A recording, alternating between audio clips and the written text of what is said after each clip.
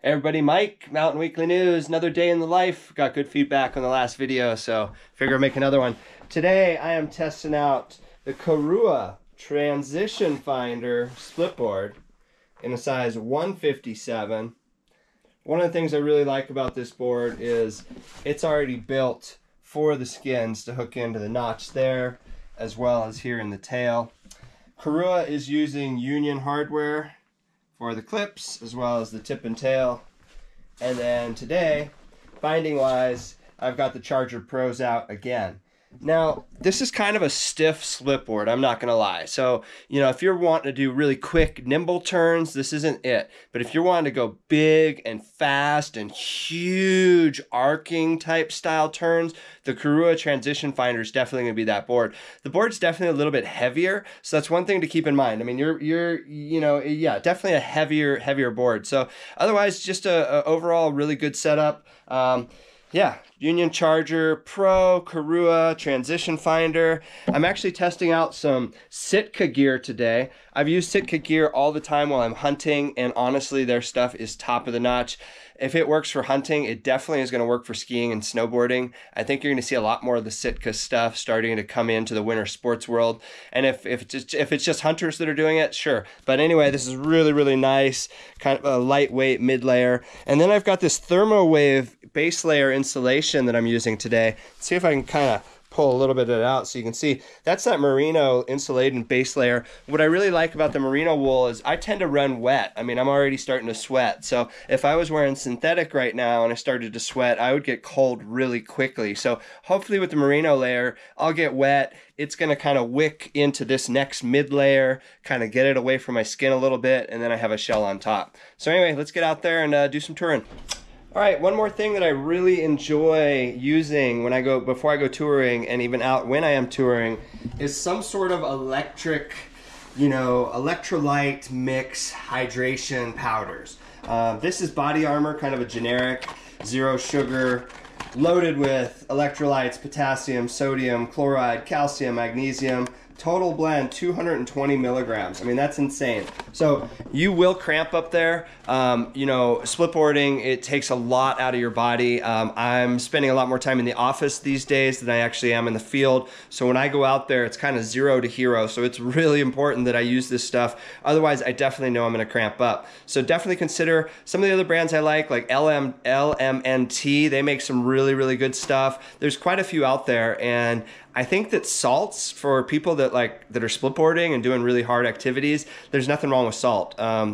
You'll hear the FDA and all sorts of other people say salt's bad, but honestly, if you splitboard, you're probably going to learn that you really enjoy salt or salty beverage. All right, hey everybody, Mike, Mountain Weekly News. I am back in my favorite spot here in the Tetons, and today I am testing out the Karua Transition Finder Splitboard, plus Karua partnered with Cola for skins. Ooh, buddy. What I really like about this, they've got this hook that goes right into the front of the board, and then they've got the tail notch as well.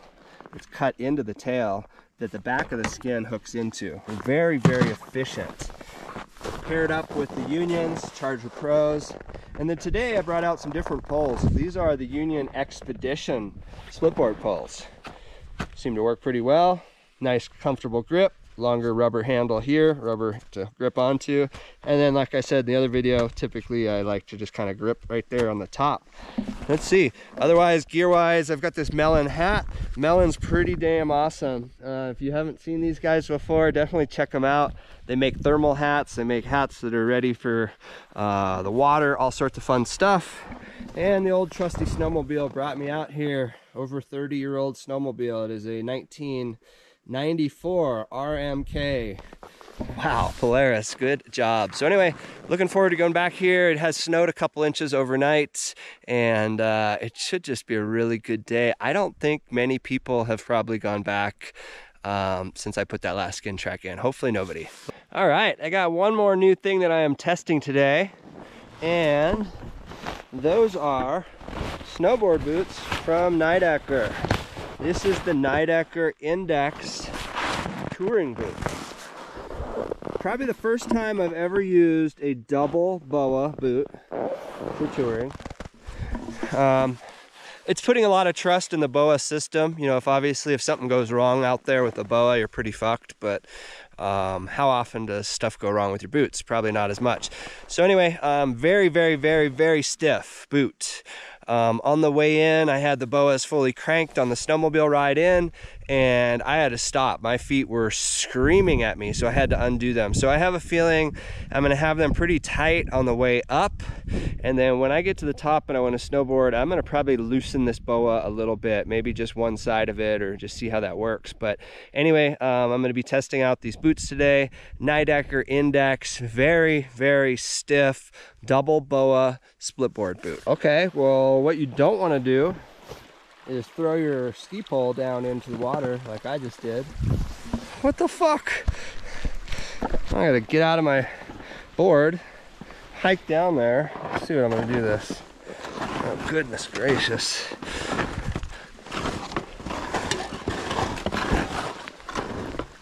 Wow. A lot of times I see people splitboarding and their videos, they're lifting their feet versus sliding. You know, if you can slide your feet most of the day, that's going to be way more efficient. The only hiccup with that is your calves have to be pretty flexible to do that. Hence why some of the brands have that, you know, crazy reverse forward lean type of stretch. But for the most part, there's a limit to how far you're going to be able to walk your board out and your boot. And typically that limit happens from the back of my boot where it's locking up. You know, your knee is meant to go that way. Your knee is only going to go backwards so far.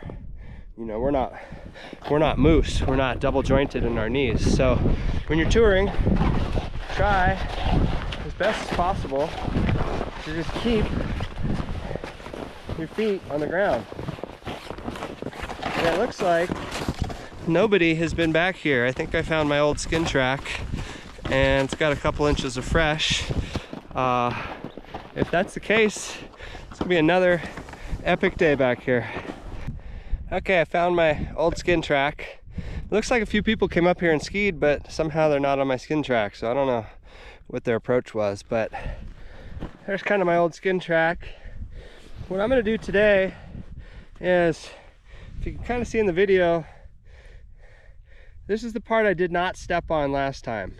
So obviously my downhill ski was here, so I'm going to come up, I'm going to push down a little extra hard there, and then as you can see right here, that part's raised. I'm going to come up and push down a little extra hard here, and I'm going to do the same thing. And basically, I've talked about this before, I'm going to walk on the opposite steps. I'm not going to keep putting my low foot into that divot because that would just make an uneven track. So tomorrow, when my friend comes back here with me, we're going to have a real smooth, perfect skin track all the way up. So when you're putting a skin track in, not only are you putting it in for you right then, but what's it going to look like tomorrow? How's the skin track for the people behind you? I mean, these are all things to think about. So just be mindful when you're in the backcountry. It's real easy. Just slow down, take your time, be a little bit more mindful. Okay, one thing I'm noticing about these Nitro Index boots is I've started getting to a steeper part of the trail and I haven't needed to use my climbing wires or my ladders yet, my risers. So what's neat about these boots is they're so stiff that, let me see, I'll do a little touring.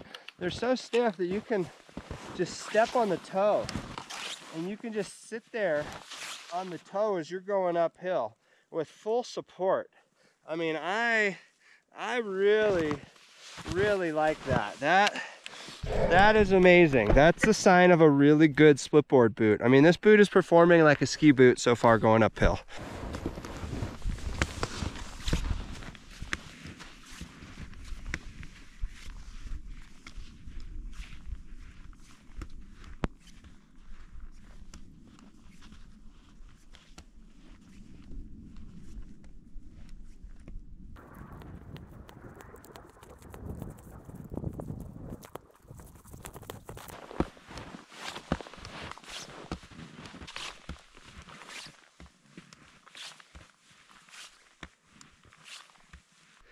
You know, when Robin Williams died, the actor, the National Park Service came up with this really cool quote that he had about the Tetons in this area.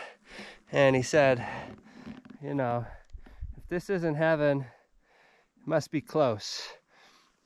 And it's kind of how I feel about this area in particular, and in Jackson and the Tetons, and just so blessed to be able to live here and call home. I mean, it's a hard place to live. It's expensive. There's so many people. Oh, I could go on and on, but you get out here and you really forget about all that. You know, I spend so much time in the office and I forget how good it is. Just, you know, I've only been touring for an hour and I'm already in amazing snow. Like, it's gonna be epic today. So I'm reading the new book about Craig Kelly from Eric Blem, and Eric's actually coming on the podcast tomorrow, so I'll put a link in the description to talk about Craig Kelly in the book. But one of the things in the book it talks about is when Craig went to work for Rudy at Selkirk. That's where Craig ended up dying. You know, Rudy was kind of a militant dude, and he wasn't afraid to tell his guides if they were putting shitty skin tracks in. You know, he wanted them to put in skin tracks that their clients would enjoy. And so, I'm trying to do a kick turn here while I got the video. Oh, got it. You know, as I tour up here and I look at this skin track that I've put in, I've mentioned this before, I always think, what if I had my mom with me on this tour? Obviously, she's not a splitboarder. She's not really in physical shape to be out here doing this. But what would make it efficient for her? If I had a crew that I was taking out filming or guiding, you know, what's going to be the easiest, most efficient way up the mountain while still using the contours of the mountain to your advantage? You know, a lot of times you can see how animals go up the mountain or go across the mountain. And so yeah, definitely recommend checking out that book from Eric about Craig Kelly. It's about Craig Kelly's life, as well as the avalanche that ended up killing him while he was guiding splitboarding in British Columbia.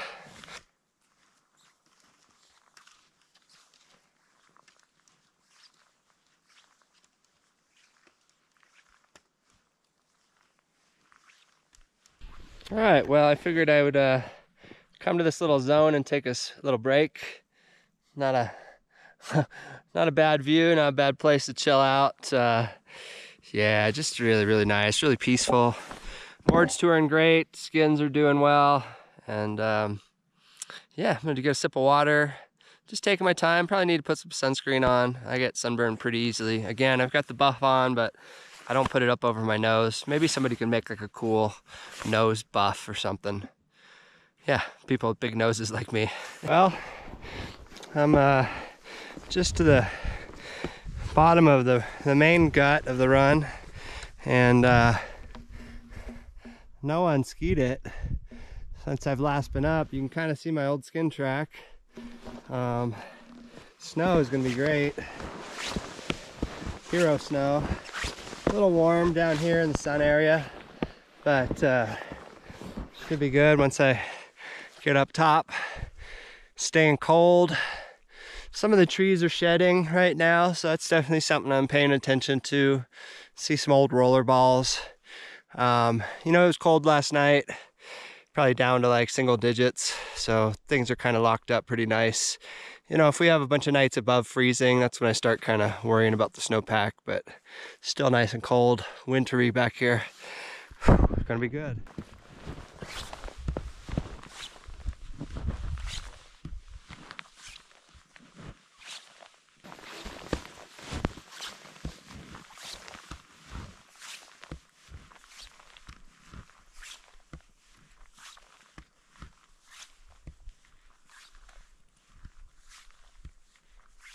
Oof. Getting ready to top out.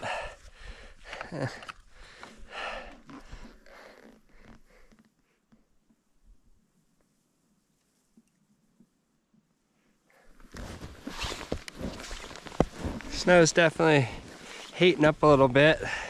Temperatures still good, but even with this white top sheet, noticing a bunch of snow sticking to it.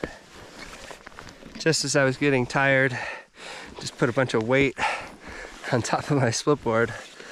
But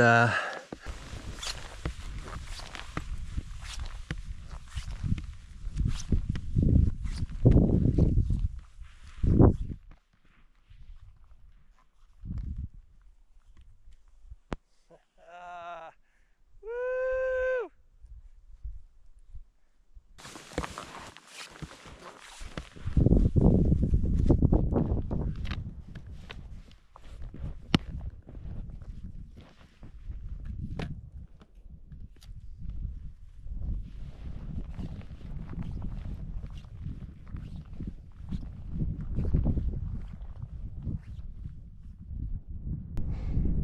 All right, I made it up to the top. Now I'm gonna traverse kind of out and over. You'll notice there is some cornices. So when I get over here, kind of on one of the smaller ones, I'm gonna kind of stand on it a little bit and just see how reactive it is. Obviously there's a cornice over here to my side, so I'm gonna give myself some extra space over here. Kind of just being nice, be mindful of the snow. You know, you don't want to step over any hollow snow. It'd be real easy to go through. Oh, what do we got here? What did I come across? Okay, this is manageable. Holy cow. For a second there, I thought it was just all sheer steep. So I'll probably go step on that little mini cornice down below. Just kind of slide out here. Well, looks like I'm forced to kind of check the snowpack right here. Okay, it's a pretty good sign. Stepping on it pretty hard as I kind of walk down this, and that feels very stable. Even with the new snow, like what I just did right there, that should have popped. We'll come over here and we'll step on this thing as well. You know, what you have right now is you've got a lot of weight in the snow. Okay, so I got that to go, but just kind of top storm slab, nothing major. Doesn't look like it wants to break down. I'm gonna go over there and find my little entrance. I'm gonna put the camera away just because it's a little bit more technical until I'm about to drop in.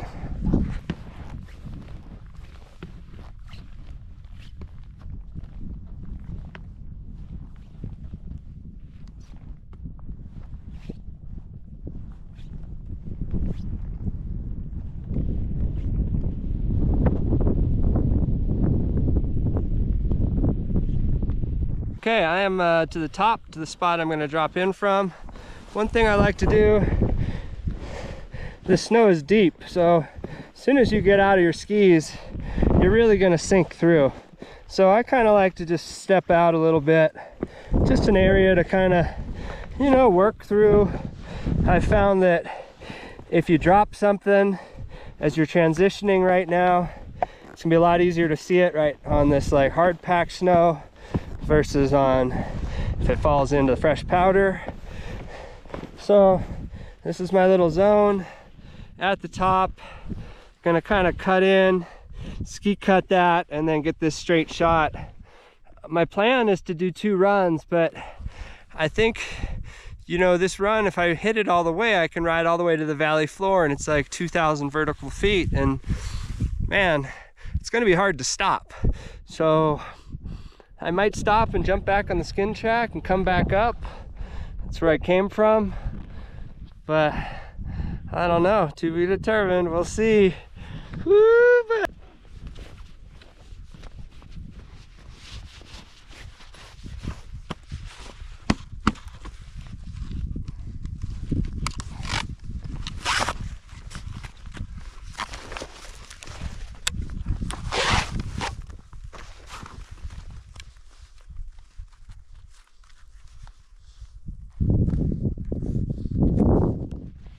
that skin trick again, where I fold the skins on top of each other. These cola skins are great. You know, they perform really well. There's a reason a lot of the brands are using them for their OEM. And yeah, if anything, sometimes it's actually hard to get them off because they stick so well and they latch on really tight. But I mean, that's great glue. Yep. As I've talked about before, you know, skins are condition dependent. Sometimes there's weather that these skins won't like. Today, they're fine. They'll probably be fine on a second lap if I decide to do that. But whew. I'll tell you what, I'm definitely feeling these Hardaker boots today. You know, it's touring in new boots is not fun, and I can just say that right now. I am feeling a few pinch points, a few little burn spots. I probably should have taken the boots and worn them around my house for a day or two. Next couple days off that I have, I'll probably make a point to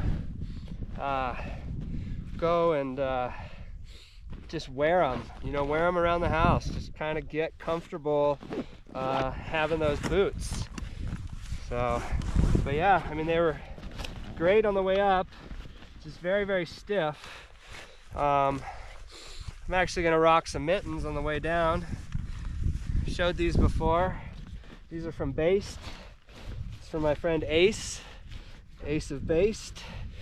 And man, these are great gloves. He's doing a layering system. So, you know, basically with these ones, they've got a removable liner. There's another set of liners you can put in there. They've got great ski gloves, and just a really, really wonderful story behind the gloves.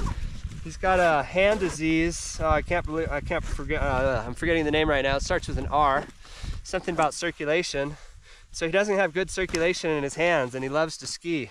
And so he's a lifelong skier, and he started finding it really hard to go in the mountains and ski because of that circulation issue. And he set out to make his own glove company. And you know, when you get a company like that that's making their own gloves or their own gear out of necessity versus a company that's doing that to try and make money, you know, that becomes a very different ball game. I mean, that's that Patagonia story, and I've probably talked about that before. So I'm really, really proud of Ace, and that's really his name, Ace, the founder, Ace of Based, and just really, really proud of him for coming up with these gloves. Anybody that's a little older that's watching this that came from the ski background, he's got a Legends line now of ski gloves, and he's got Scott Schmidt and Johnny Mosley and I think Glenn Plake coming on board. You know, all the heavy hitters, and you know, those guys are still skiing. I mean, those are the guys that I looked up to when I was skiing, that were doing way cool stuff way before I even thought about it. And so, you know, to be involved with a company like that, I'm really proud of Ace. So check out those Based gloves. Just testing them as of late. Actually just recently met Ace, and we hit it off. We had a blast. We hung out, skied together, ate a bunch of food, drank whiskey, and yeah, I had a blast. So anyway, I'm gonna put this board together, and wow, enjoy this view. I mean, how special does it get? One of the things I like about these Union Expedition poles is they pack down incredibly small. It's got this big latch here on the side. Open that up. That's what gives you that height adjustment. Then you've got the metal push button here. Every once in a while, these, not this particular one, but these have been known to lock up. So that's sometimes why you bring a Leatherman or some sort of a tool. But man, that packs down very small. I mean, toss that inside the pack. and you're good to go. Ace, if you're watching this, I need some of your liners. Send me some of your next to skin liners, please. Thank you. Appreciate you, Brad. All right, let's go ahead and put this Karua board together. The transition finder split board paired with the union bindings today.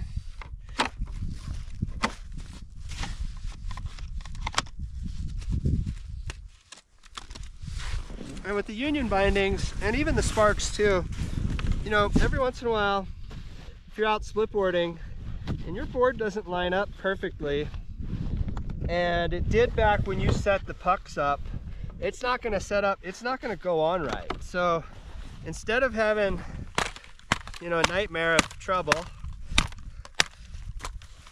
definitely make sure that you spend that little extra time, that you get a perfect fit in between, because the board will go together and not be a perfect fit. So make sure you do have a perfect fit.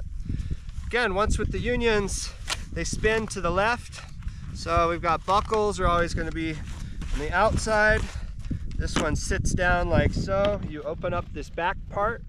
That's that locking mechanism. Push that down. We turn the binding. And then we push that lock mechanism back down. Now it knows it locked back in. So same thing here. I'm going to open the lock. That's that big metal piece right there in the middle. I'm going to set the binding on. They spin to the left. I'm going to set the binding on top of the puck. I'm going to turn and I'm going to push that down. Now, if for some reason that doesn't lock down or it doesn't feel right, there's probably snow in the interface or something's not working. But look at that. That didn't take very long to do. I mean, it was very simple.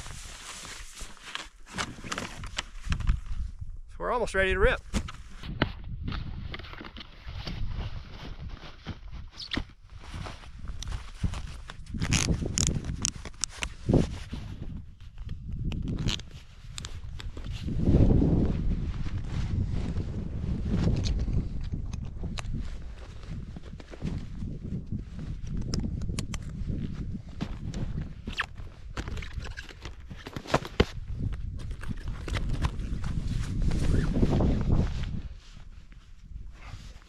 You know what? I'm going to loosen those bindings up a little bit for the way down,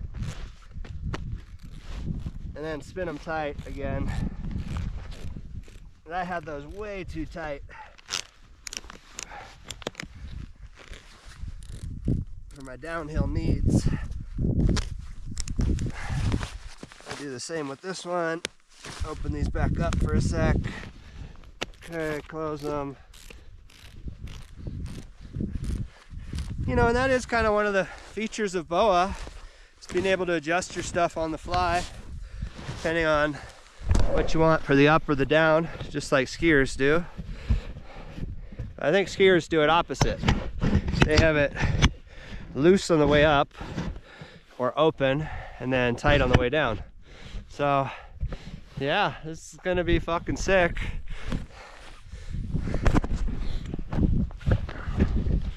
All right, Karua Transition Finder, Union, Charger Pros, stoked. Here in the Tetons, Mike, Mountain Weekly News. Appreciate y'all watching, enjoy the ride. Let's ski cut this a little. Oh yeah, it's gonna be epic.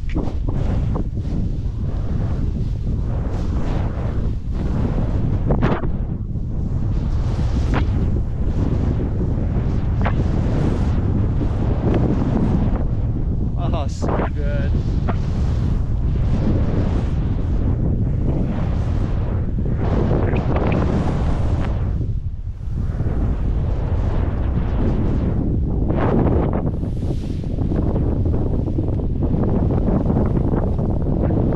What a run.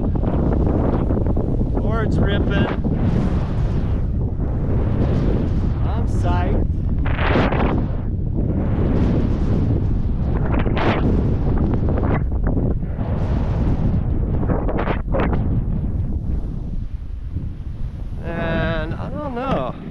That was really good. Look at my tracks. I think we're riding this all the way out, and we'll come back tomorrow. Let's keep going.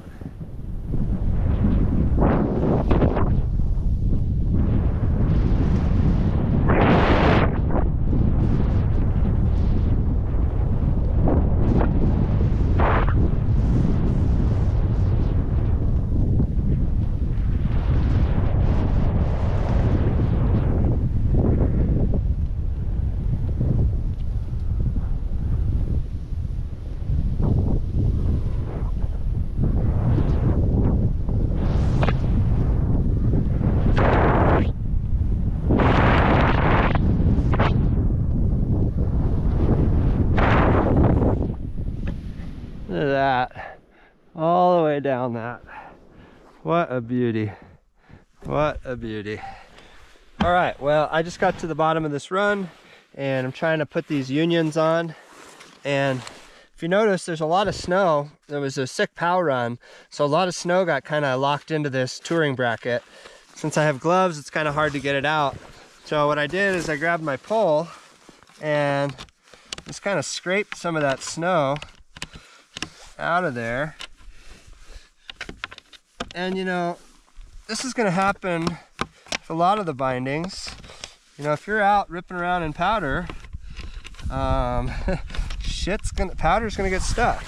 And then the actual binding itself, the holes that it's supposed to connect to, they're pretty snowy. So I'm just kind of tap it a few times. Let's see if I can't. Yeah, it's still lots of snow in that hole that it goes through. So I've learned with these bindings not to force it. If it goes in, it goes in. If it doesn't, it's either not lined up right or you got too much snow in the system. So right now I think I have too much snow still in the system. Try to get that out a little bit more. Just kind of dig that out like so. And the temperature really changed in that snow. It's kind of what we're dealing with. So what I'm seeing right here, if you ride in the Pacific Northwest and you're using these union bindings on deep powder days, this might be an issue. So it's something that union can probably work on. It's just like, okay, these bindings are going to be used in really deep snow. What's going to happen when they are used in incredibly deep snow like that? You know, I think Spark went through this a few years back, and Spark was able to do stuff that was able to really shed snow better. Okay, now it went in. But if you notice, it took a few tries. The binding is secure, but that might piss some people off if you're in the backcountry and you need to tour out of somewhere and it was not going to work. Or say there's an avalanche and you need to go into rescue mode and you need to go back up the hill to get your partner, somebody's buried, or you need to go, yeah, uphill, and you're in your ride mode and you switch over and all of a sudden you encounter that, that's not going to be cool. So in that instance, that's where I think Sparks are probably still a little bit more reliable as a system overall. But I enjoy the unions as the ride quality because that's what we're out here for. So you're going to have to make that decision for yourself.